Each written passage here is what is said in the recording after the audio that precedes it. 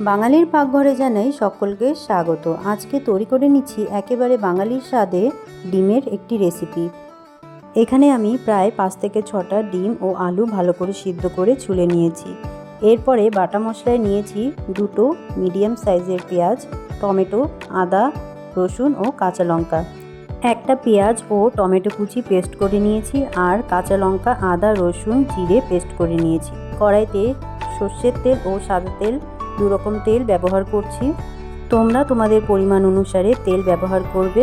এখানে ডিমগুলিকে আমি হালকা হলুদ ও লবণ দিয়ে মেখে নিয়ে লাল লাল করে ভেজে নিচ্ছি।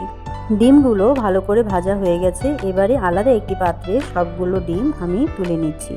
এরপর ডিম ভাজা তেলেই ফোড়নের জন্য দিয়ে দিচ্ছি জিরে, তেজপাতা, এলাচ, লবঙ্গ ও একটি দারচিনি। সমস্ত কিছু ভালো করে নেড়েচেড়ে নিয়ে দিয়ে দিচ্ছি একটা মিডিয়াম সাইজের পেঁয়াজ কুচি দিয়ে বেশ লাল লাল করে ভেজে নেব। এরপর দিয়ে দেব টমেটো ও পেঁয়াজ বাটা। এই সময় গ্যাসের আঁচ বাড়িয়ে দিয়ে ভালো করে প্রায় 30 সেকেন্ডের মতো কষিয়ে নেব। কষানো হয়ে গেলে যখন দেখবে পেঁয়াজের থেকে জল ছেড়ে এসেছে, এরপরে দিয়ে দেব বেটে রাখা আদা, জিরে, লঙ্কা ও রসুন বাটা। এবারে গ্যাসের আঁচ মিডিয়ামে রেখে ভালো করে কিছুক্ষণ কষিয়ে নিতে হবে। এরপর দিয়ে দিব পরিমাণ মতো হলুদ ও স্বাদ অনুসারে লবণ, আর দিয়ে দিচ্ছি সামান্য চিনি দিয়ে এবারে ভালো করে সমস্ত কিছু কষিয়ে নেব। প্রায় 5 মিনিট ধরে মশলা কষাতে হবে। তারপর দেখবে মশলার কালারটা ঠিক এরকম হয়ে আসবে, মশলা থেকে তেল ছেড়ে আসবে আর একটা কাঁচা গন্ধ চলে যাবে।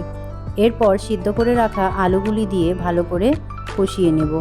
আলুর সঙ্গে ভালো করে কষিয়ে নেওয়ার পর দিয়ে দিচ্ছি সামান্য পরিমাণে জল দিয়ে এবারে ভালো করে নেড়েচেড়ে নিচ্ছি। এই সময় জল দিয়ে কিন্তু আলুটাকে বেশ সুন্দর কষিয়ে নিতে হবে। গ্যাসের হিট মিডিয়ামে রেখে আমি 2 মিনিটের জন্য ঢাকনা দিয়েছিলাম।